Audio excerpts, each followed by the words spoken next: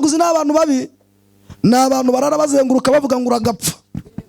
Baba bagira batya ngo abana be ntibakige, niko baba bavuga ngo urugo ruzamunanire ngo yumve uko abaye, ngo umugabo arakamuta akigendera ngo nakumva ukuntu twamebaye, nuko baba bavuga ngo abana be ntibagashingirwe, ngo abahungu bakajya banywa itabi, ibintu nk'ibyo.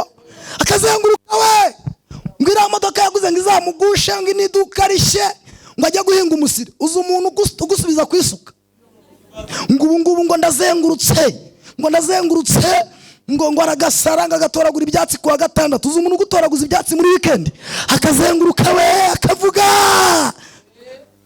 Imana ikamwihorera. Kuma umuntu ari kuzengurukira urugo ni umunyamasengesho. Iyo barangije kuzenguruka rero amasengesho nayo ahanyura avuga ngo siko bizaba ku bantu bantegereje, nta n'umwe uzigera akorwa, ariko mwanze bahera. Haleluya. Ndagira ngo mwibutse ibintu bavuze biba byarafashe, nuko amasengesho yahanyuze akabyambura. Kandi ubu ndongeye ndasenze amasengesho yongera ahanyure. Imbere yaraguze, imbere yasambana, imbere yasinda, imbere bamusebye, reka mushyire mu mugongo azahanyura adakozwe n'isoni. Noneho kuko munyihoreye mwavuze ngo amen. No, hari igihe dutsuka, hari igihe umuntu w'Imana atsuka kubera imiruho, agatsuka kubera ubukode, agatsuka kubera amadeni, agatsuka kubera yatinze gushaka, agatsuka kubera ibibazo. Iyo uri gutsuka Imana ikuzi mu masengesho, amasengesho arasimbiza, akavuga ati komera nzi ibyo nibwira nzakugirira humura, yesha tubisikanya n'ibyari butwice. Reka nkasubiremo, amasengesho atubisikanya n'ibyari. Igira hino nkwereke, shagira hino nkwereke, hanyuma dusenge.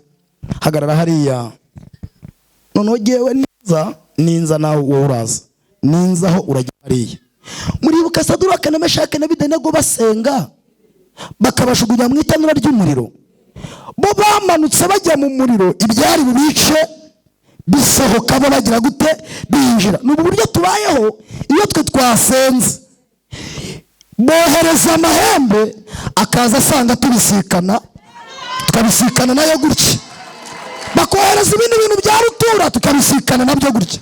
Tubayeho muri ubu buzima, ubuzima bwacu n'ugora tubisikana n'ibintu. Umuntu usenga, umuntu ubaho mu buzima bw'amasengesho ahora afite ibintu bisikana nabyo. Twageze ahantu mpasanga amarembo n'abantu baharinda, barakingura turinjira. Tugera ku yandi marembo barakingura turinjira, ariko nkajya mbona abantu barakora bya bindi byagutya. None nsigara nabaza nisubo ninge babikorera, ni iyi modoka no yitwaye, numva nacanganyukiwe. Ubwoba bwaranyishe ndatutubikana, ubundi sinjya ngira icyokere, ariko naratose. Nkasanga inzu ya nive 3 ni muri parking, araparika arambwira ati ngaho nkurikira. Kandi kuva twaturuka mu rugo ntiyamvugishije. Ndamukurikira ariko nkajya mbwira Yesu uramutse unkuya wangiriye neza. Ariko mwasenze mwambabare tugasenga. Haleluya, haleluya. Baba dusenge wongere.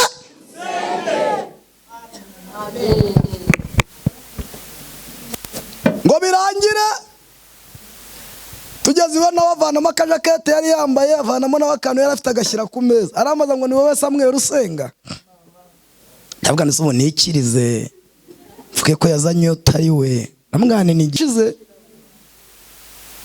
umwana, umuntu yaradusuye iwacu, arambwira ati ndaza kubasura mu bice bya Nyamagabe. Araza murangira mu rugo, gene nagiye kwigisha, mageze nsanga yahageze. Yari umwana w'umukobwa hagize imyaka 50. Ahageze anzanira agenda, arambwira ati ibi ni ibintu abantu b'Imana bahanuye. Ati racyahari.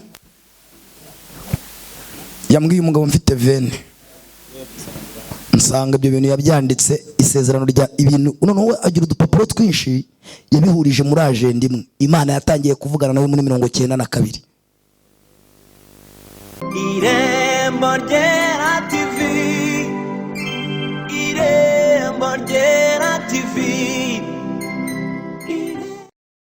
Biganza duha Imana icyubahiro.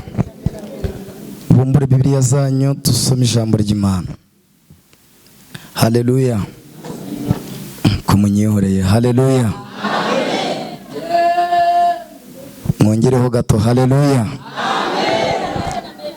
Dusome ijambo ry'Imana. Nshaka ko tuza kuganira, hanyuma ibindi bintu nshaka kuvuga mbivuge maze gusoma aya magambo. Igitabo cy'ibyakozwe n'intumwa igice cya 16. Igitabo cy'ibyakozwe n'intumwa igice cya 16.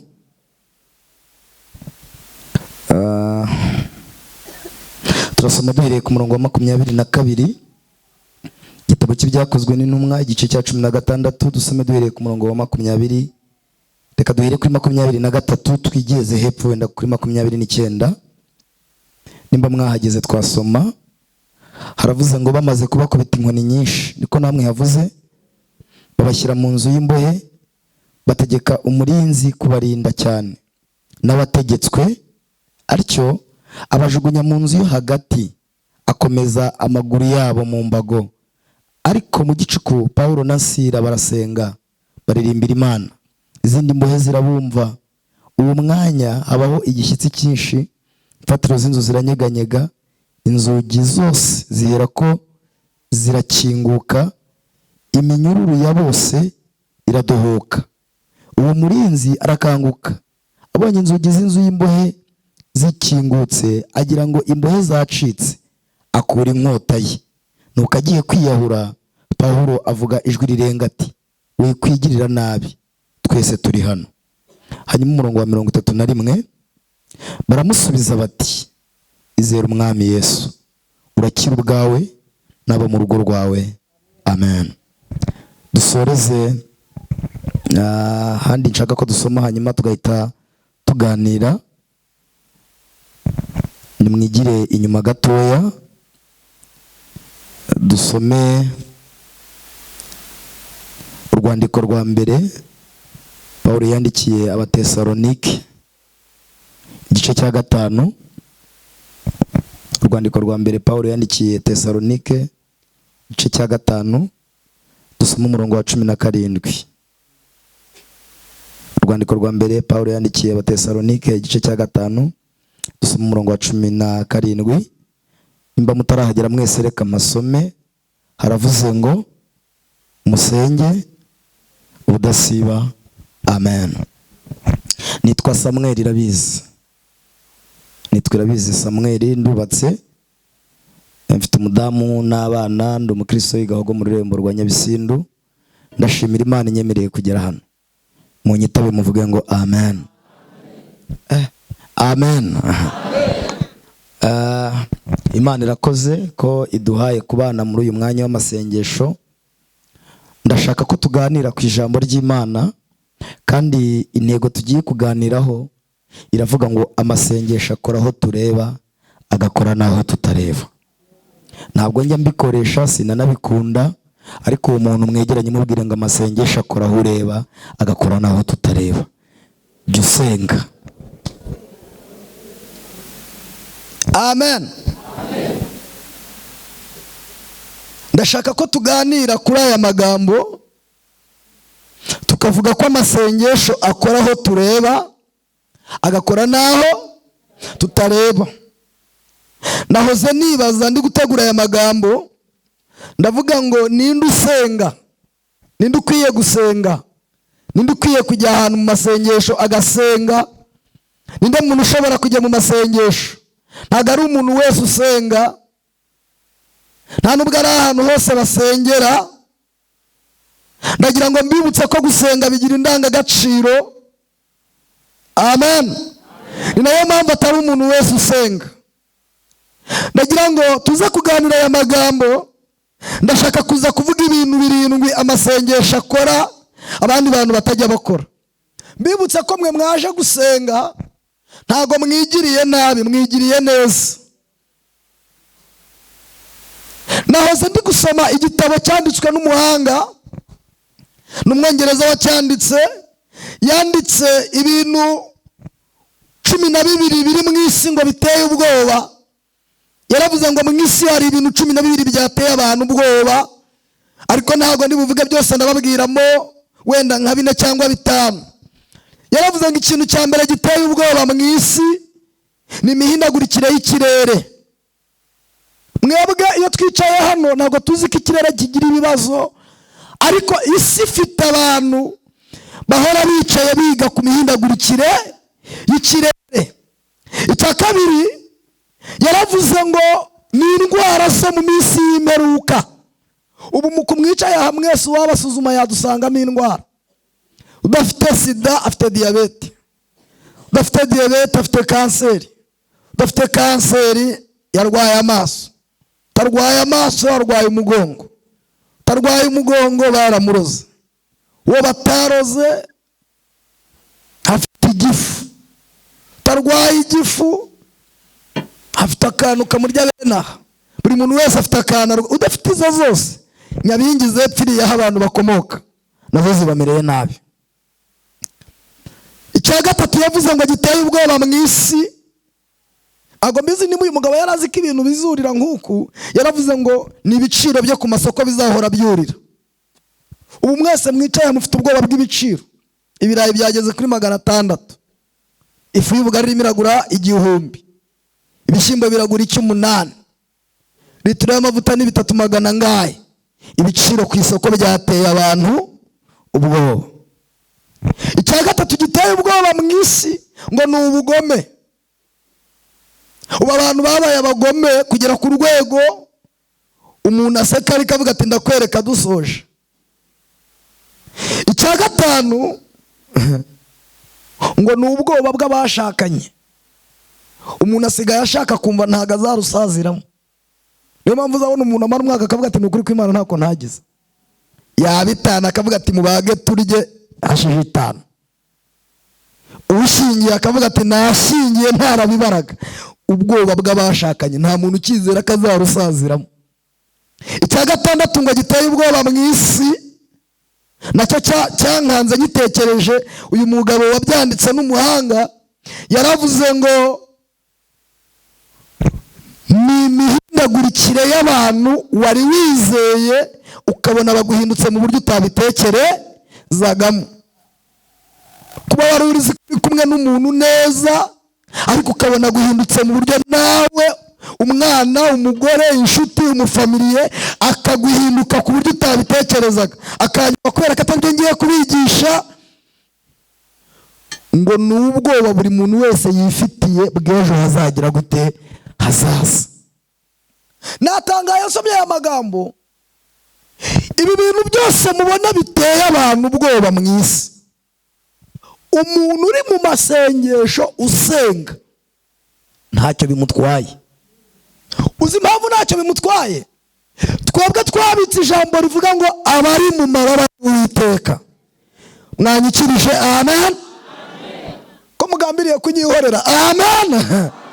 Naho isi yahinduka twebwe tugize gute? Mu Imana icyubahiro. Naho isi, naho ibintu byatera ubwoba byarushaho kuba byinshi, twebwe mwantabaye, twebwe abashinganye. Haleluya. Reka mbabwire, hano hari sida, ahari Ebola, ubu hari ikindi kirwara na wumvishe bavuze kuri radio ngo nimba ari Mariburu yaje ubu ngubu bimeze nabi. Ntabwo mwabonye inama y'abaminisitiri? Ntabwo mwabonye itangazo rya RBC? Aha hari cya kindi cyitwa ngo nimba ari Ariburu, hano hari Covid, aha hari kanseri, hano hari Ebola, hano ibiciro byazamutse. Ntabwo nzi ukuntu amasengesho ajya dusosoramo akatujyana ukazabona ayo mashini imbaraga yagerahaje, ariko n'imbaraga y'Imana muyongere ukazabona tubisohorotsemo. Ubwo kubisohorokamo si Ikinyarwanda, ukazabona ubisohorotsemo. Munyikirize amen? Ugikijijwe, ukizira umwuka wera, utarava muri korari, utagiye mu bapfumu, fatira uwo muntu mu kiganza umubwira ngo komeza usenge, amasengesho arakora. Amen. Amasengesho arakora. Reka mbabwire, hari umugabo ntabwo nibutse izina rye, baramubajije, ni umugabo w'umuhanga kandi ni umunyabwenge. Baramubajije ngo ugarutse mu myaka mitoya bakagusubiza ubusore ukongera ukabaho, ngo yari arimo agenda asamba apfa, ni ikihe kintu washyiramo imbaraga zawe kandi ukagikorana umwete? Arababwira ngo nasenga. Amasengesho niyo yonyine atumiza mu bihe tudakozwe n'iki n'isoni. Icya mbere amasengesho akora cyihariye, reka mbavugeho 7 hanyuma tuze gusenga Imana. Icya mbere amasengesho akora abandi bantu badakora cyihariye, amasengesho niyo yonyine atuma umuntu ahura n'Imana mu buryo bworoshye. Amasengesho aduhuza n'Imana mu buryo bugize gute? Mwanyumvise ko nshaka ko tuganira? Nimutabivuga ndabicyura, nzabitanga ahandi. Amasengesho aduhuza n'Imana mu buryo bugize gute? Bworoshye. Ndagira ngo mbabwire, nta buryo bworoshye ushobora guhuramo n'Imana uretse mu masengesho. Iyo umuntu yagize umugisha wo gusenga, iyo umuntu yagize umugisha wo kubona ibihe byo kuba mu masengesho, guhura n'Imana kwe, ubusabane bwe n'Imana bugira gute? Buroroha. Niyo mpamvu uzabona umuntu wabaye mu bihe byo gusenga agira mu bucuti n'Imana budasanzwe. Uzareba cya gihe ubayemo ufite wumva ufite akavuyo mu mutwe, wumva warakoze ibyaha. Kera twe tubyiruka iwacu, papa iyo wakoraga icyaha, papa niyagawe yahitaga gukubita, yarakwihoreraga, akazagukubita haciyemo nk'amezi 2, ariko ahagukubitiye akaguhamya, kandi yagukubita akajya asubira muri bya bindi, akavuga ngo watinze kuva kuvoma, watinze kujya kwahira, wakererewe kuva ku ishuri, ukumva garuye ibyahashize. Ariko mu ndebere ureba ibyaha umaze iminsi ukora, ubundi yakakudishye. Ariko iyo tugeze mu masengesho ntabwira iki tudishye, mwanyukirisha. Haleluya. Tuvuga ngo muhuye nanjye mu buryo bworoshye, ibyaha byanyu ndabibabariye. Mu masengesho duhura n'Imana, kandi Imana ntayo ibihejeje. Umujinya yari dufitiye ntabwo uri tugizeho ububasha, ahubwo ihita tugirira imbabazi. Amasengesho atuma duhura n'Imana mu buryo bugize gute? Bworoshye. N'imikeneye guhura n'Imana. Haleluya. N'imikeneye guhura n'Imana, n'imikeneye guhura n'Imana mu buryo bworoshye, senga. Gira gute? Senga. Nimba wumva ufite akajagari mu mutwe k'ibyaha, ukumva ufite ubwoba, ukumva wabuze ahantu hera Imana. Hari igihe umuntu abura aho ahera Imana, akavuga ati nk'ubu ndayiheraye, ndayitunguka mu maso ne, ntuzajya aho basirimba.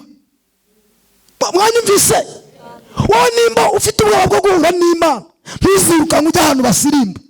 Jya ushaka ukuntu usesera, ubaza ahantu hari icyumba cy'amasengesho, uvuga uti ndabizi ningera mu masengesho iraza kubihindura, kuko iyo nasenze mpura nayo mu buryo bugize gute? Bworoshye. Muzima amarwa duhura nayo mu buryo bworoshye. Dayimoni abamaze iminsi aduteranya, avuga ati Jacqueline abura nubwo umureba ni bandi, Samuel nubwo umureba buriya yabwirije ariko afite n'intege nke. Ariko iyo tugeze mu masengesho, ya magambo dayimoni yose yatuvuze. Haleluya. Hari umwuka wera uba mu masengesho ushinzwe kugenda yahanagura, avuga ati ibyo bintu yavuze sibyo, dore yaje ahuri. Ibyo bintu yavuze sibyo, dore yaje mu masengesho. Nta kindi cyatumye azamuka kugira ngo umugirire imbabazi zikwiriye. Tuhava duhuye n'Imana mu buryo bugize gute? Bworoshye. Icya kabiri kibera mu masengesho, mu masengesho niho honyine tugirira ibyishimo byuzuye. Tugirira ibyishimo. Muracyahari ngo muvuge ngo amen? Uzabona umuntu yavuye mu rugo nta birayi, nta bijumba, nyirinza amwishyuza, nta minerivare z'abana, nta. Ariko nagera mu masengesho, bana atitaye ko mu rugo nta gihari, abyina avuga turi Imana, Mana wabaye Imana. ujya ubona arimo arasirimu. Ubundi ibibazo wari usize mu rugo ntibyakwemereraga no kuzamura amaguru, ariko mu masengesho ni nayo mpamvu umuntu utishimira mu masengesho nta hantu azishimira. Hari umugabo ngo yigeze yatekereza kwishima, afata umugore bamujyana muri hoteli Kiyovu. Agezeyo bararya baranywa, bahita bamumutwara. Ahita agenda aririmba ati jyewe n'uwo munsi umugore wanjye bagize gute, bamutwaye.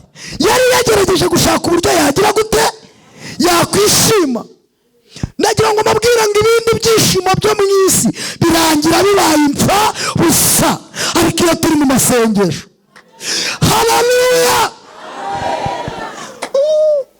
mu masengesho niho uzabona umuntu yishima, umukwe akabyinana n'umukazana.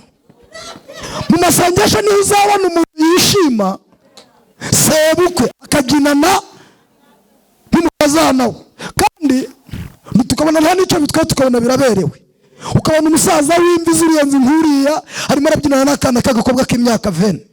Tukabona ni byiza, hanze ntabwo byemewe, ariko kubera ko mu rusengero ariho twishimira, turakora tukumva ntacyo bigize gute, ntacyo bitwaye.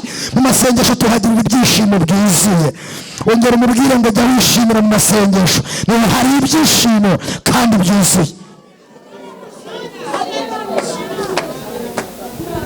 Ndagira ngo nkwibutse ngo ahandi hantu hose uzatereta ibyishimo ntabwo uzabibona. Nurya inyama nyinshi ngo wishime uzarwara gute? Nunywa isukari nyinshi ngo wishime uzarwara diyabete. Nushaka umuntu ngo mwishimane mugakundana azaguhemukira ukomereka kuruta ko wari bumwirinde. Ariko nta muntu wigeze ajya mu masengesho, haleluya, ngo amasengesho amubwira ngo turumva twaguhaza, turishima kuwa mbere. Nicyo cyatumye muri rimwe ngo twishima no mu makuba yacu. Iyo turi mu masengesho tugira ibyishimo bigize gute, byuzuye. Reka mbabwire kandi, kera mfite inzara, ntabwo ndi bubahuhamya wenda kubera igihe mfite, ariko kera mfite inzara, kuko inzara yandiye igihe kinini. Najyaga nibaza nimba nshobora kubona ahantu nishimira, nkabona ntaho. Ariko umunsi umwe iyo nabaga ngeze mu masengesho tugatangira gusenga, icyo gihe naryaga isombe.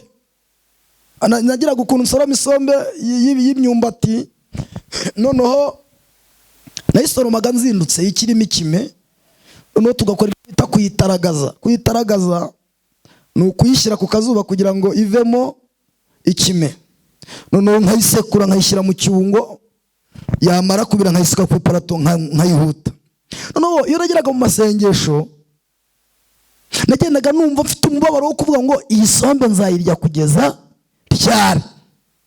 Ariko kubera ko mu masengesho ariho haba ibyishimo gusa, iyo nayageragamo ntabwo mwibuka umuririmbyi waririmbye aravuga ngo mbe mutimurira uze kwande amakuba yawe yose bayavugira hehe, niko amakuba bayavugira hehe, ngo kandi ngo mubwire byose ngo kugira ubwoba. Kandi mu masengesho nta marira abamo.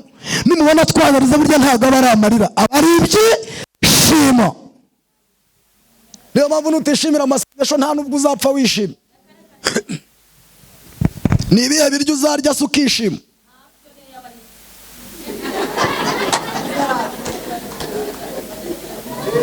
Ni ayahe mafaranga se uzatunga ukishima?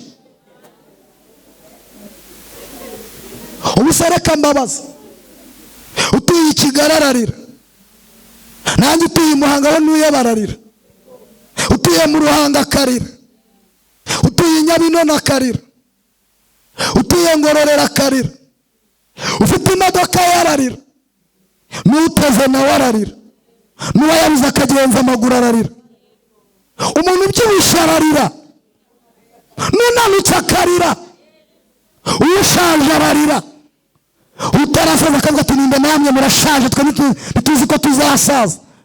Muri department zose barimo bararira, ariko abantu bari mu masengesho nta marira dufite. Niyo mpamvu umwanditsi yanditse aravuga ngo nta bya none, ariko mwanyikirije haleluya. mubwire ngo senga ntacyo tuzaba, komeza ugira gute usenga.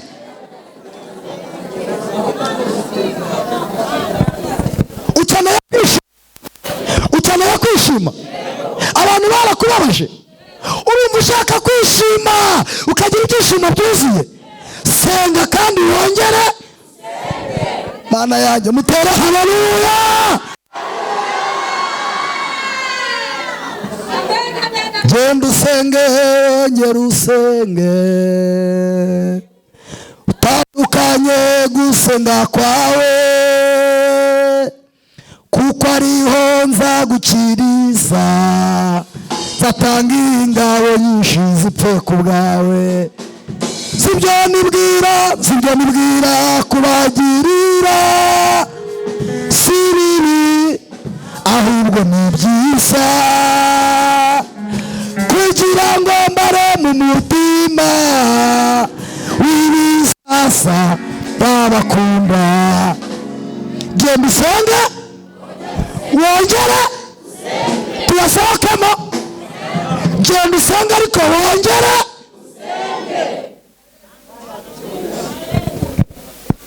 Mu masengesho tugira ibyishimo byuzuye.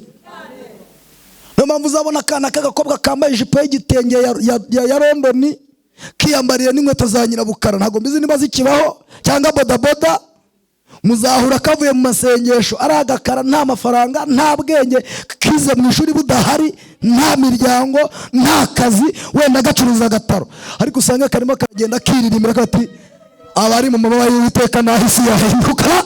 Twebwe turashinganye, abantu basenga bagira umunezero, nta stress, ariko mwanyikirije haleluya. Uzabona umuntu amaze imyaka 10 nta mwana, asenga ariko afite umunezero. Uzabona umuntu amaze imyaka myinshi muri uyu mujyi akodesha, ariko afite umunezero. Gusenga niho tugira umunezero wuzuye.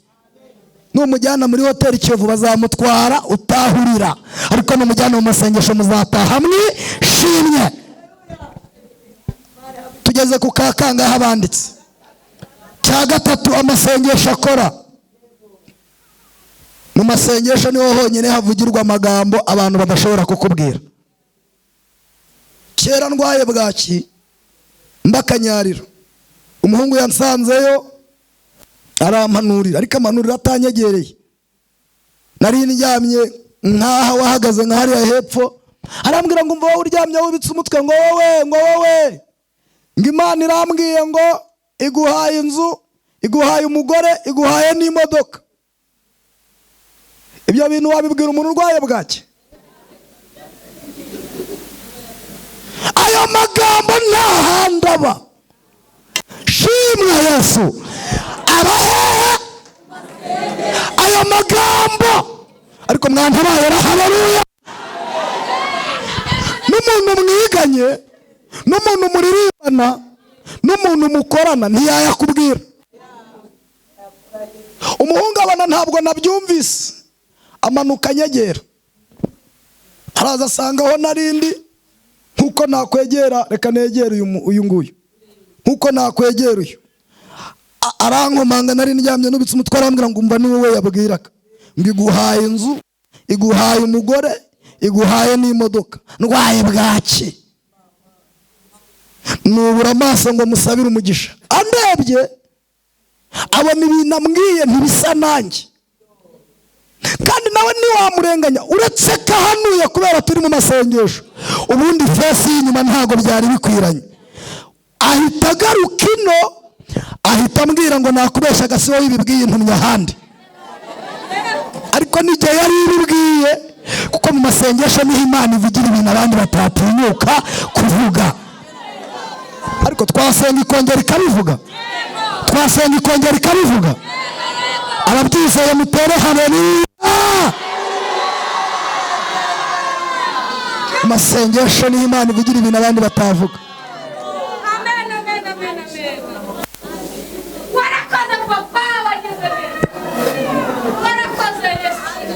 Wowe nta biryo uzagaburira abantu bizatuma bakubwira amagambo meza. Wowe nta magambo meza abantu bazakubwira, jya mu masengesho usenge wumve ibintu Imana izahavugira. arigendera mpita mvangirwa. Twaririmbye akantu kavuga ngo kandi utandukanye gusenga kwawe nusenga jya wizera. Uwo Mungu yarahanuye ariko jyewe sinizera. Mpita mvuga ngo umugore nta wanyemera, imodoka mpita nyirya. Mpita mbwira Imana ngo amapine tuyaguremo ubugari, moteri tuyiguremo ubunyobwa, igisigaye cyose kimwe mu munyu n'isukari. Mu minsi 3 umuntu yansanze ku musozi amicyatana, arambwira ngo genda ugure ubunyobwa, ugure umuceri, ugure n'isukari n'umunyu, imodoka urayiriye. Uzi impamvu? Ngewe iyo mpagaze nteze nibuka ko iya mbere nayiriye, kandi impamvu ibindi byose ntakozeho ndabifite. Ndagira ngo bibutse nuzajya uza gusenga mwanyikirije ariko haleluya. Muranyihoreye nanjye nitaye munyikirize haleluya. Niho honyine uzumva amagambo meza atandukanye n'ay'abana baba. Reka mbabaze, ubu mukozi w'Imana yantumiye mu mutunga n'ibiganza muvuga ngo Imana imuhe umugisha. Ntibazanabashuke buriya abantu nibo bazadusoreza amasezerano. My friend, Imana iguhe umugisha, uri umugabo mwiza wakoze kuntumira, n'ikindi gihe uzantumire ubona amafaranga, ubona icyubahiro, utera imbere, nugera n'iburayi uzanyibuke. Mbese nkwatuyeho byose mu izina ryande cya Yesu. Mvuze nabi kandi ari ibintu abantu mugira mushima umuntu ari uko yapfuye. Ubu mwarimu yapfuye mwaterura indabyo mukazana amasaha mukazana ibintu twamukundaga mukarira. Cyewe rero mwarimu ntago mbivuze ugiye hari ninanatabara ntuzagira ngo nuko nkwanga wenda nzaba nagiye kubwiriza ahandi, ariko uri umugabo mwiza, habwa umugisha n'Imana mu izina ryande cya Yesu. Mu masengesho niho honyine Imana ivugira ibintu abandi batatinyuka kuvuga. Mbanereho kubabwira bino bintu mwihaye byo kuvuga ngo imyaka yo gukira yararenze, iyo gupfa ningahe. Ubu bantu Satani yabishe mu mutwe ngo ngize imyaka 45, ngo ngize imyaka 40, ngiye gukira yararenze. Mumfatira mu kiganiro mbwira ngo ntirarenga, Imana yacu ishoboye byose.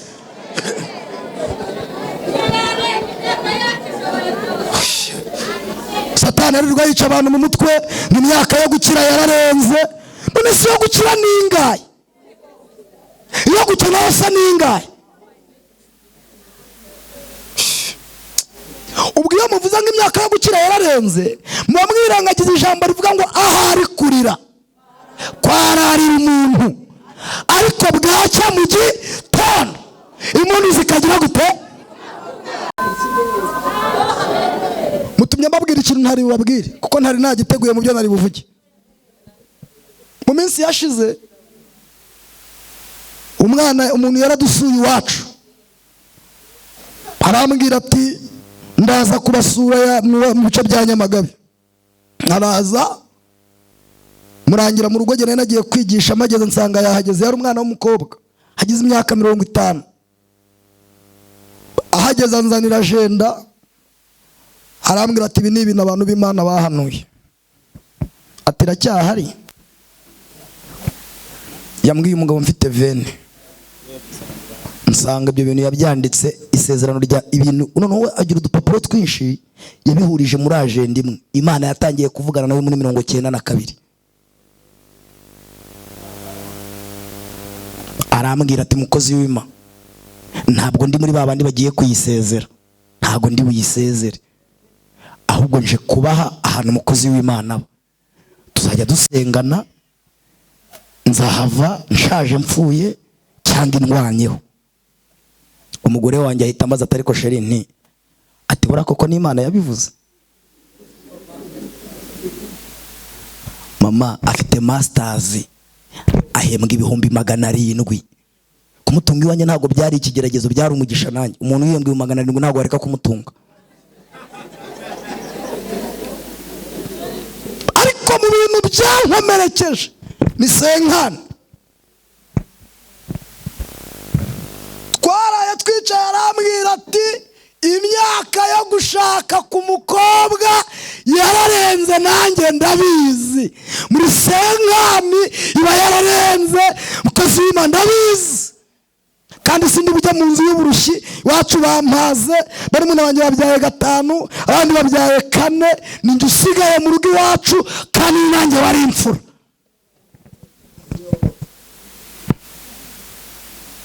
Amasengesho ndayabamo, nimushaka mujya guhinga, abandi mujya gucuruza, abandi mujya kwiba, nanjye ngiye kujya mu kintu cyitwa amasengesho. Mwanyikirije haleluya. Mugiye gusha mubanze muyimpera icyubahiro. Haleluya. Ngiye kujya mu masengesho nsenge. Abantu bagiye kumfasha gusenga. Haleluya.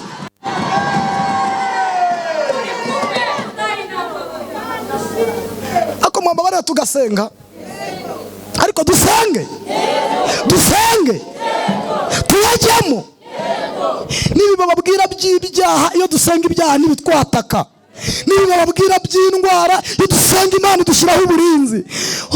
Mufatira mu kiganiro ubwira ngo komeza usenge, komeza usenge.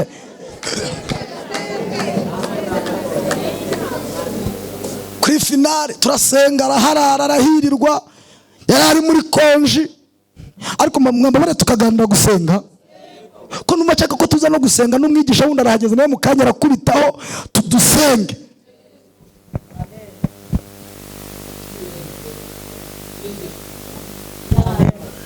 Byarangiye. Ibintu Imana iri gukora muri iyi minsi ku bantu basenze, mu byiteho, birakaze. Ubu yabyaye abana 3 ejo bundi, abakobwa 2 n'umuhungu umwe, ku myaka ya 51.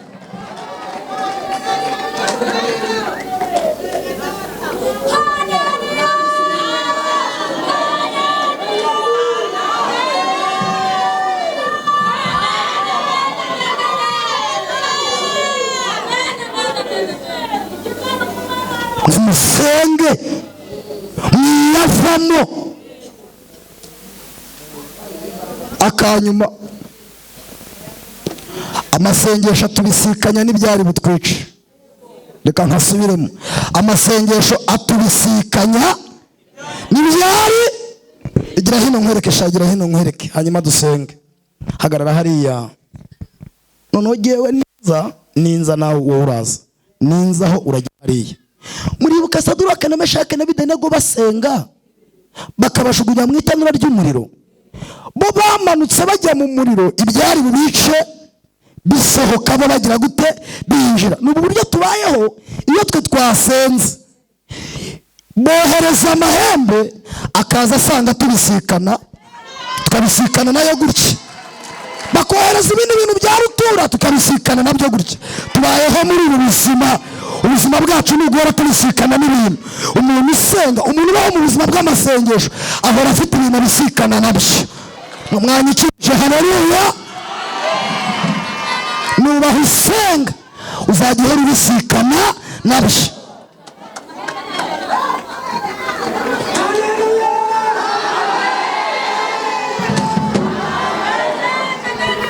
Abantu bumwe bazajya bahora bisikana nabyo, muhaguruke mutere haleluya, mushimire Imana.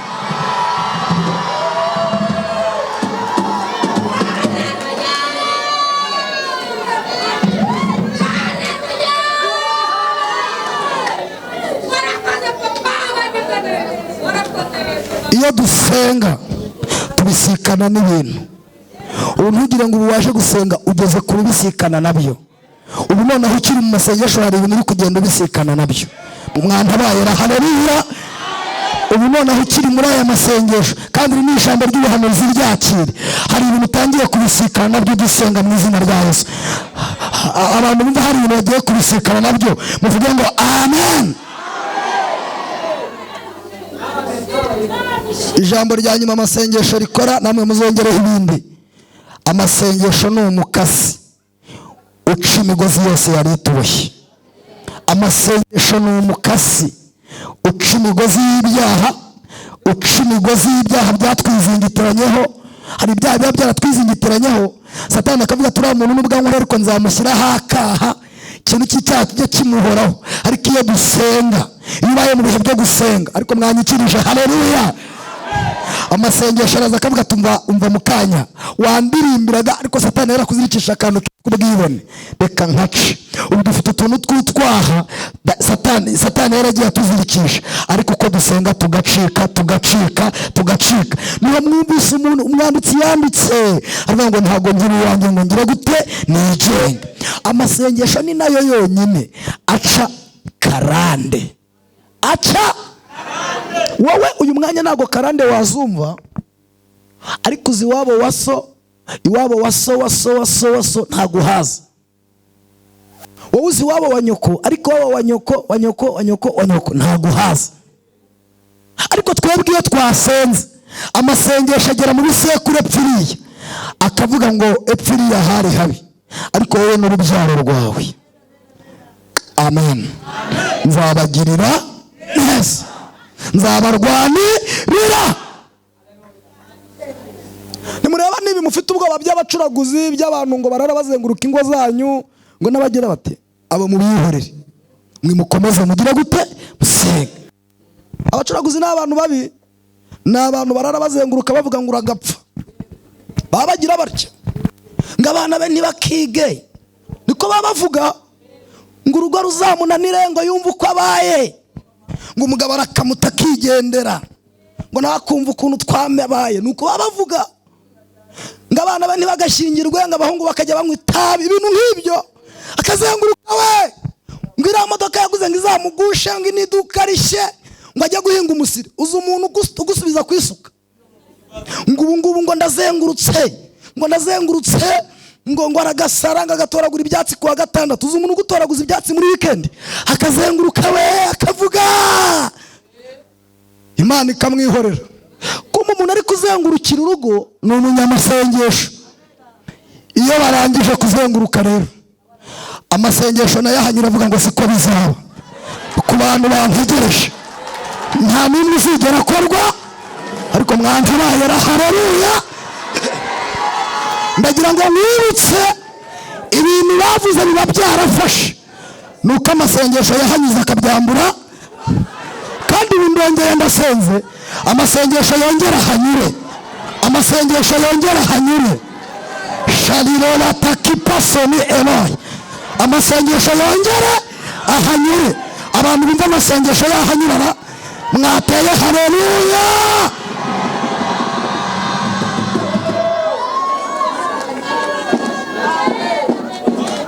Biba byarafashe, ariko amasengesho ntazatuma bigira gute bifata. Mwaretse tugasenga, haleluya, haleluya. Amasengesho byambura agaciro papa, amasengesho. Uzi ko hari igihe bajya intego batya, bagashyiraho bati azapfa saze, azapfa arimbwa, haguruka ma, azapfa toragura ibyatsi, ntazabyara, bakavuga amagambo nk'igihumbi. Amasengesho nayo akaza akareba aho bagira intego agaceceka. Icyo nyakundira ntavuga mbere y'igihe, arabyihorera byose, bakazijya bagati mu mwaka utaha bizaba byararangiye, barangiza kugenda. Amasengesho akaza agahagarara aho bahoze babivugira, akavuga ati nzongera mbahagarika, mbereka ko ibyo mwavuze bitageze gute bitahamye. Ni nayo mpamvu uzabona kera hari ukuntu abantu badukobaga, umuntu akajya gukobaga yongo hari ukuntu Satani abarindiriye kuzagukoba. Mbibutsa ko nimudasenga isi izabakoba, ariko abantu basenga ntabwo isi izagira gute izadukoba.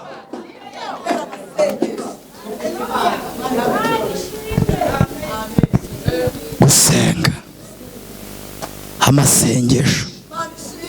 Torero yararirimbye aravuga ngo ntawe usenga akina, kandi ukandagira usenga ntahonyora.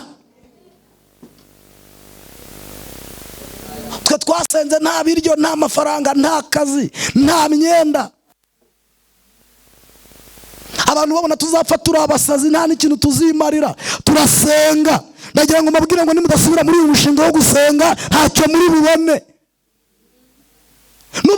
utabyumva nonaha, ariko nagira ngo ubyumve, nudakora umushinga wo gusenga nta kintu gihari. Wowe wose uravuga iki ko twebwe byari byaratuyobeye? Najyaga mbunzina nkava ku rugo rumwe nkajya ku rundi, nkava ku rundi nkajya ku rundi, aho ngeze batama ku isahane bama mu biganza, bambwira bati tega ibiganza bariho tugushyirira, twasenga Imana ikatubwira ngo muziyarurira mwanyikirije. Haleluya. Muzagira abana, muzagira abakozi bo mu rugo, muzagira inzu zanyu. Nigeze guterera akanyarira nanditse amoko y'umuceri, ntabwo habagaho amoko menshi, habagaho amoko abiri. Nari inzu ya bita Iteya na Kigore, nzamuka nsenga mvuga nturi Imana y'Iteya. Abagabo bari bandi inyuma barankomanga barambwira tumva wamanuka, amasengesho azajya agenda abiyora bituvanaho, abiyora bituvanaho. Uba nukomeza ugasenga uzira turuva uri umukristo mwiza, uzira turuva utagisambana, uzira turuva utakibeshya, uzashiduka uvugisha ukuri ariko mwanyikirije. Haleluya. Uzashiduka uri umuhanuzi, uzashiduka uri umuririmbyi mwiza, uzashiduka nayo amasezerano Imana yakubwiye yagize gute, yasohoye. Icyo usabwa ni gukomeza kugira gute, gusenga. Icyo nkundira amasengesho yamaze kubikumaraho, iyo amasengesho amaze kubikumaraho arakudeklara, arakumenyeka, akora icyo bita imenyekanisha. Iyo amaze kukumenyekanisha aranishyura kugira ngo udasigaramo umwenda, akakwitwaza. Amasengesho niyo wenyine atwitwaza, akajya kugendana. Imana yarakubwiye ko uzafatana n'umuntu ukomeye rikaba risohoye. Amasengesho arakudekarira akajya kwitwaza. Gusa wagira ngo uwo mwana uruhimbi yari yararuhagazeho, Imana ni mutabaye koko. Amasengesho arakudekarara mwanyikirije. Amen. Akakumurikira abantu, akavuga ngo hari ukuntu mwari mumuzi, hari ukuntu mwari musanzwe mumuzi muri karitsiye, ariko ko yagiye asenga. Wihangane ni munanga urwo rugero. Hari ukuntu abantu bari bakuzi wenda uri nk'icyohe, uri nk'indaya, uri nk'umusazi, uhinga nk'imisiri, ariko amasengesho akamugira neza, akamufinyura, yarangiza akamugaragariza amaso y'abantu, akavuga ngo nuko nguko namugize. Ndashaka ko amasengesho azakugaragaza, akajya avuga ngo nuko nguko yagize gute, yakugize. Imana imuhe umugisha. Amasengesho bikora mu izina rya Yesu. Ababyizeranye nanjye gutyo muvuga ngo amen. Amasengesho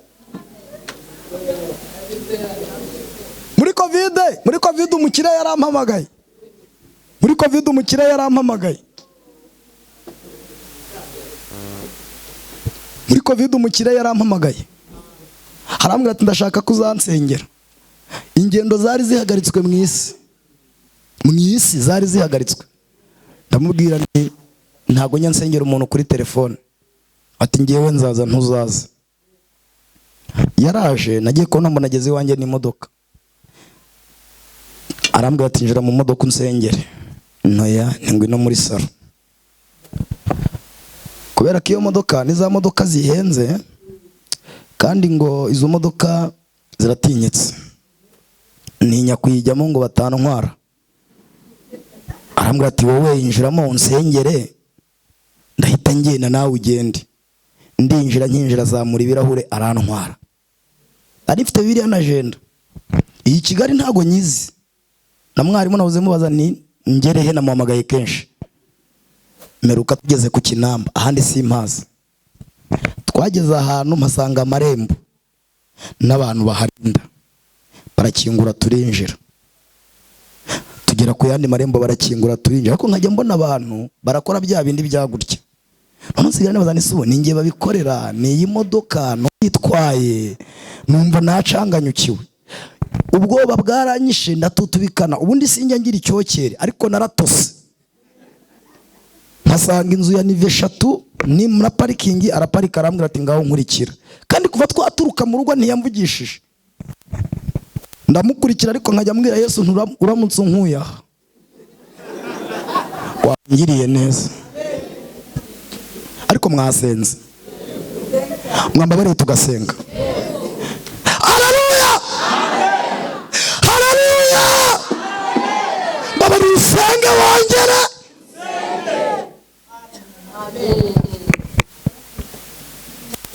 Ngo birangire tugeze iwe nawe avanamo akajakete yari yambaye, avanamo nawe akantu yari afite agashyira ku meza. Aramaza ngo ni wowe Samweli usenga? Ndavuga nti ubu nikirize mvuge ko yazanye utari we. Namwana ni jyewe. Ngo ngaho senga. Mu nzu y'umuntu uhagaze muri sale ati ngaho senga, inzu ya nive 3. Uko naje muduka naje mbwira Imana nti Imana baranjyanye, ariko nimpagera umpuza n'ikintu cyo gusengera mpave. Umudamu w'abaraje yihutse ahita mpobera, arambwira ati ni wowe witwa Samu batubwiye? Nti ati dusengere rero iyi nzu tuyimazemo imyaka 5. Nijoro iyo turyamye ibintu biraza bikayinyeganyeza. Ati ubu twagombye gushinga ibintu ku nkuta z'inzu, iyi nzu igiye turayifata, dufata ibyo bintu kugira ngo tutagenda. Napo numva ntacyo nkibaye, nimba inzira igenda urumva nkibaye iki? Nibyo biragenda. Mudamu nawe ati ibyo bisengera ni ibyo biragenda. Babwira kandi kantu karyo mu masengesho. Mu masengesho niho honyine umuntu utagiraga agaciro agira agaciro. Haleluya. Ndamvuze abona umuntu aparika Range Rover V8 n'izindi zihenze, akamanuka akajya gushaka ahantu hari umunyama epfo. Mwebwe nta handi agaciro kari mujye mu masengesho. Okay, kamera harimo nkubwiye akantu shawe nagira gusa nk'akaro honyine hataba igifungo. Ngo birangire ndasenga. Tabwa nti ndasenga ibyo bigenda. Umugabo ati buretse, ati dufite abana 3, saa 7 z'ijoro dusanga bicaye bari kureba televiziyo, ntago bazi ikintu kibakangura, ntibanazi uko bagera muri salo. Ati saa 7 abana ntago bazi ibintu bibabyutsa, nabo basanga bari kureba televiziyo saa 7 nta nubwo bazi uba wayicometse. Ndavuga nti imyaka 20 maze nsenga mbwiriza ibi byo biragenda. Umugabo aramaze ati nabyo byagenda. Nibyo mwizere gusa nabyo biragenda. Nibyo bicomeka televiziyo, ariko bicomeka televiziyo nabyo ni danje. Ariko nabyo biragenda. Mumugabo ngo mu masengesho hari ibintu bigenda. Abantu bumva bigenda muvuga ngo amen. Girisha wimera icyubahiro we. Tera haleluya. Masengesho biragenda. Ntangiye gusenga arambwira ati ntabwo nimwifate neza dusenge. Ntangiye gusenga umudamu barambaza ati se iyo usenga ukoresha iki? Nta mavuta. Ati ndaje nyakuzanire. Kumi ngo hari havuye umuntu inzu yose arayikoropa. Ngarabwira tubu nazisohoye. Izi rero ntizisorwa n'amazi, ntizinasorwa nuko bagusize amavuta. Ndamubwira nti twebwe abantu dusenga turayagira. Arambaza ati se ayanyabaye? Ndamubwira nti ayacu atubamo. Twamavuta dukoresha dusenga ntagarayo baduha, atubamo momo. Ariko mwanyikirije haleluya, abamo indani. Mwanyikirije amen. Ntabwo ari ngombwa ko mutuzanira avuye hirya hariya. Ntabwo ari ngombwa ko mutubwira ngo hari ibiti bya Yesu. Iyo dusenga ubwacu amasengesho twe dusenga arayamanura. Ariko mwanyitabira haleluya. Niyo mpamvu muri ngeri nyirwa ngo mu gihe cyo gusenga amasengesho yacu agera kure cyane, atambuka n'inyenyeri. Ubwo yeze ku giti yatambuka inyenyeri. Ayo twaguze muri alimentation hano yatambuka inyenyeri. Ntuzongere jyo senga ariya ntagakora, akora nayo mu masengesho. Kandi nkushutse neza. Bati tangira usenge. Bati kandi urahera mu nzu yo hasi ujye mu byumba byose. Ntimumanuke tujyane ntajya nsubiraho navuye. Rero ufite amasengesho ntago uvunika. Buramwe muvunika kubera ntayo. Kwari ukugera mu cyuma nkavuga nti nizikagaruke. Nageze ku rwego numva buryo dusenga, iyo umuntu asenga bizi agera ku rwego rwo kumva afitiye Imana asenga icyizere. Niyo mpamvu aya magambo manje kuyabaganza, ndagira ngo dusenge tugire ibintu duhamagara, ariko wese yamaze kumva umumaro w'amasengesho. Iyi mikoro itangiye kuvuga nabi undi, buri wese yamaze kugera ku rwego rwo kumva ko amasengesho hari ibintu ashobora kugira gute kuba yakora. Muracyahari ngo muvuge ngo amen. Turatangiye turasenze, mva mu cyumba ntizikagaruke, tujya mu kindi ntizikagaruke, tujya muri toilette ntizikagaruke, tujya muri etage ya kabiri ntizikagaruke. Umudamu barambwe atanga niho zibyutsa abana, atuhatinde uri muri yihuta, kandi uko kuntu wihuta ntago zaba zagiye. Icyumba cy'abana tugitindamo, ariko ntago twagitinzemo nsenga, twagitinzemo kuko yabinsabye. Naho ndababwira ntizagiye, turahava turagenda, tujya mu cyumba kindi cy'abashyitsi b'abakobwa, turahava tujya mu cy'abahungu, turahava bakingura icyumba bagikinguye gusenga birananira. Ndabanza ndeba icyumba, nukuri ko Imana namwe muraryama, ariko nabonye icyumba ndabanza ndakireba, ndasenga, ndababwira ntizagiye. Umugabo yari umuhanga, arambaza ngo ni Imana ibikubwiye? Amaso yawe yahishuriwe umenya ko Imana izijyanye, kandi ndi imbere yanyu n'imbere y'Imana, ntago Imana yari ibimbwiye.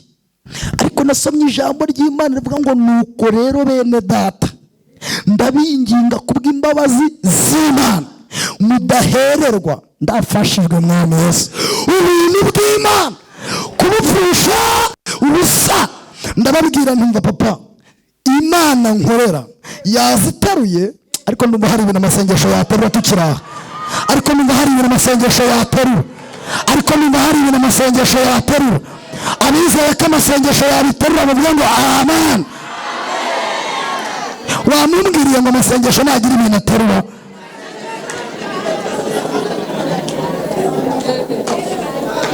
Shalilola takipasoni Elohi. Haleluya.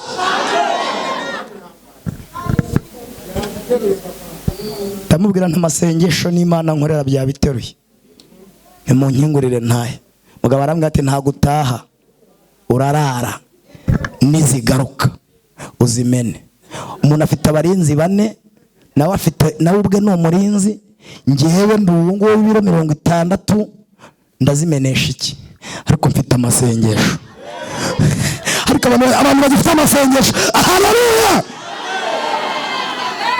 Twahawe inkota ikomeye, ariyo jambo ry'iki cy'Imana. Mwanyumvise? Amasengesho arakenewe ku isoko ry'umurimo. Uri mu birakeneye amasengesho. Mwebwe reka mbashuke, mugende mujye mu masengesho, arakenewe hanze. Wowe uzi ko amasengesho umuhungu witwa Eliya yafashe, ngafite amasengesho akaba ati giye imvura ndayijyanye. Imyaka 3 n'amezi 3 ntago muzayibona, ngo bamubwiye n'abati none muranantutse. Nikime nacyo cyo ndakijyanye, ngo aravuga ngo kandi muzayibona kugeza igihe nayo igihe tuzabitegekera. Ngo uhite mubwira tumbere, nubwo ntari mbivuganye nawe, ariko ngiye kubigushyigikiramo, kandi nawe bivuze utazi ko gituye naha ugomba kurya. Manuka ujye kukageza, ikerete nzahagutongera uri mu masengesho, uzarya abandi batarya. Twe dusenga turya, niyo abandi baba batarya twebwe tugira gute? Turarya. Akagezi ni gakama, nzakohereza ku mupfakazi. Isarafati uzahaba, uzajya kuhava imvura yagize gute? Yaguye. Muntu usenga azarya ibyo muvuga ngo byaruriye, ntituzabura. Abantu bimwe batazabura, nkanjye muvuga ngo amen.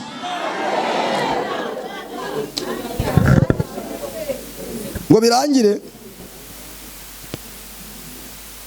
harambwira ati nimba ari kivuze ngwino nkucyuri, ariko nibigaruka ndahita nza nkutore.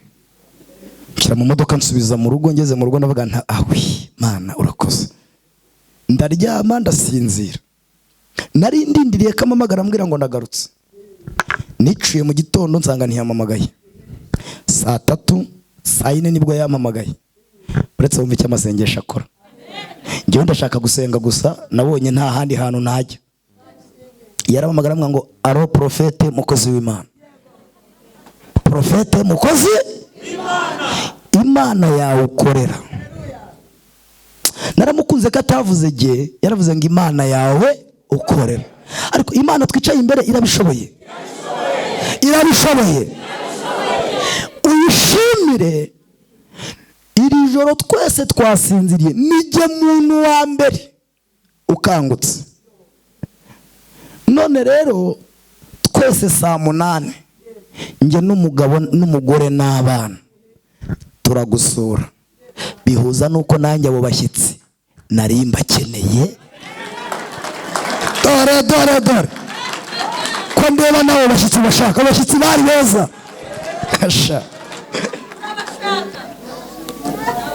Baransuye, ibindi simbivuze. Icyo nzi cyo nuko bashyitsi nagize gute bansuye.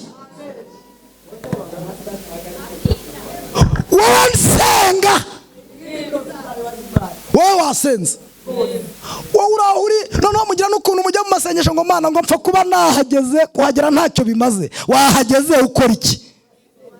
Ngo ndaharyamye. Waryamye iwawe? Ngo Mana ngo wowe ngureba ko umuntu yagize ishyaka. Ntabwo Imana ireba ko wahageze, ireba icyo wahageze ukamara. Wari wajya guhinguka bango nageze mu murima wihinze? Mwifata nk'amabubu ngo mwari maraza kudusengera ngo nayerekwe ngo nahanure ngo naririmbe ngo na Samweli baramutumiye ngo hari n'undi mukozi w'Imana winjiye ngo burana bafite ibindi ngo ubwo mwari. Nta muntu hari wo kugusengera mama, nta muntu hari kugusengera papa, nawe uhari muko. Icyo dushoboye ni ukugufasha mu buryo bwo kumenya uko wasenga, ubundi buri wese agiye gufata umwanya agira gute yisenge. Muranyumvise? Yego. Haleluya. Amasengesho barabafunze ngo barasenga, niho twasomye Paulo na Sila.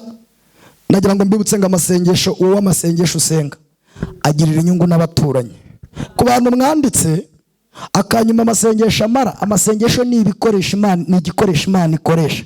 Ni nayo mpamvu udaheruka gusenga iyakwishyuza.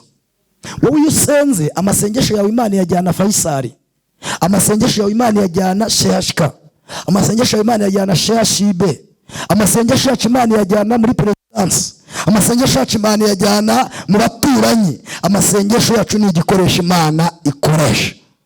Tugiye gusenga, ariko urasabwa ibintu bitatu kugira ngo amasengesho yawe yumvwe. Icyambere, kubuziranye na Yesu, niko Paulo na Sila babwiye umurinzi. Icya kabiri, kuba wemera guca bugufi ukihana. Icya gatatu, kuba ushobora kwizera mu gihe cyo gusenga.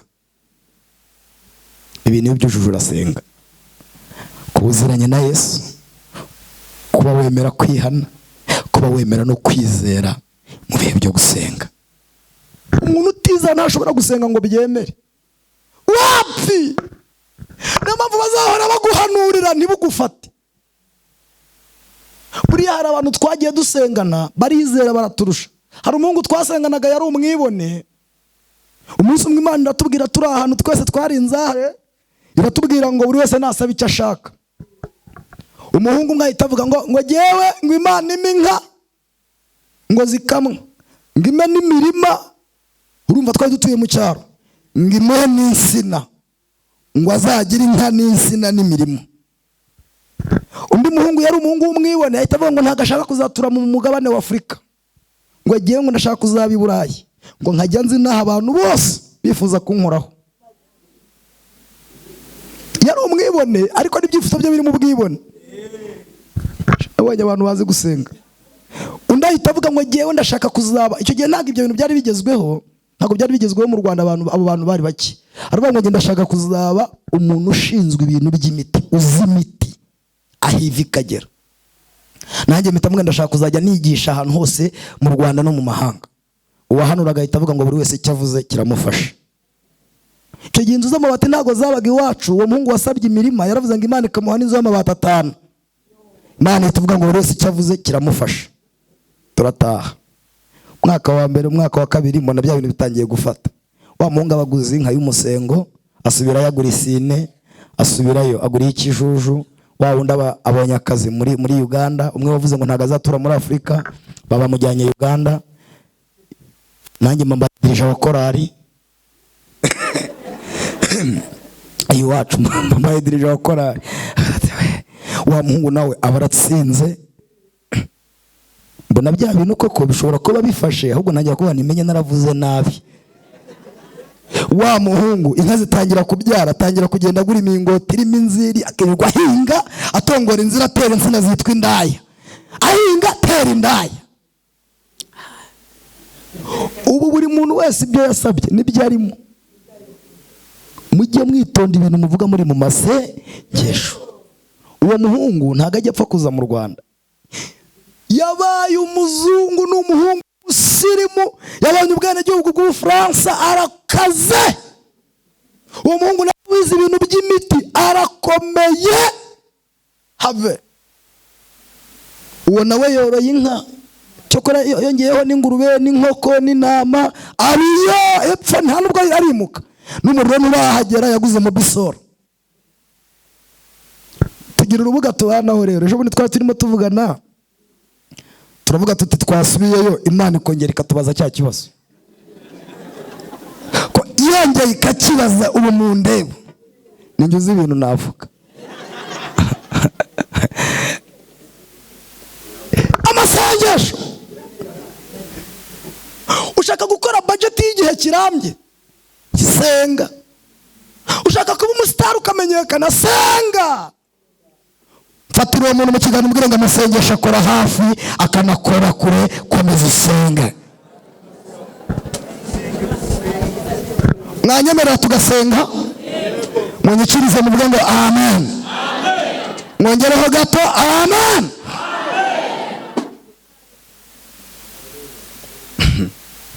Sasa nk'uwigira hino petit frère, nsanga hano murabona nk'uyu musore iyo asenga, imbere ye hakaba hari ibintu biteye ubwoba.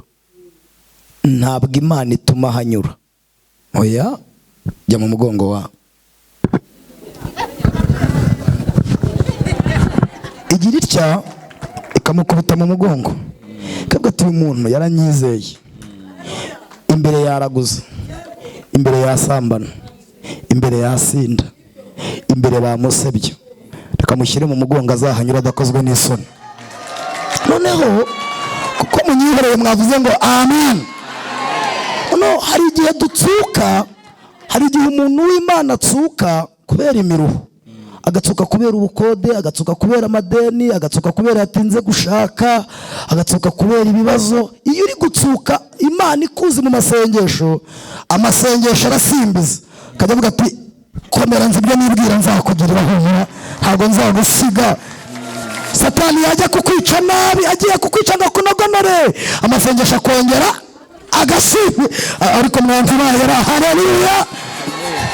Ubu abantu benshi baba bararangiye, ariko ikintu amasengesho ashinzwe ni ukugenda asimbiza.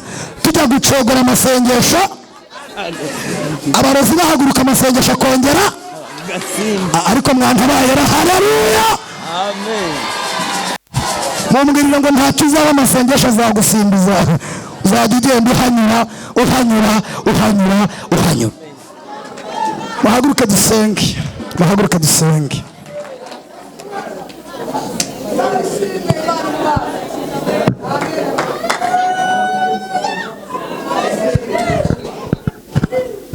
Urumva ugiye gusenga? Turaguca ibiganza uvuga ngo amen. Ko munyihoreye amen. Masengesho arakora. Masengesho arakora, agira ate? Arakora. Ntibazabashuke. Kandi hano hari abantu amasengesho babonye ibi akazi yakoze. Uba waraguye ku iseta nuko amasengesho yahabaye. Uba warapfuye nabi nuko amasengesho yahabaye. Mwibagiwe tukibapfiriye iwacu, tugira imyata twikuba gutya. Murabyibuka twikuba gutya. Amasengesho akavuga ati nzabakiza n'imyate. n'amavunja n'inda n'imbaraga se. Tugiye gusenga, ariko ndashaka kubanza gusengera umuntu wacogoye akumva yarananiwe. Nagira gutya ikiganza, ntabwo nagusiga, byamura ikiganza. Umuntu waguye n'umuntu utarakizwa, muzamura ibiganza, mutere intambwe mwigire hino. Nimwe mukeneye gusenga, mutambuke mwigire hino, mutambuke mwigire hino. Umuntu wese wagize intege akagwa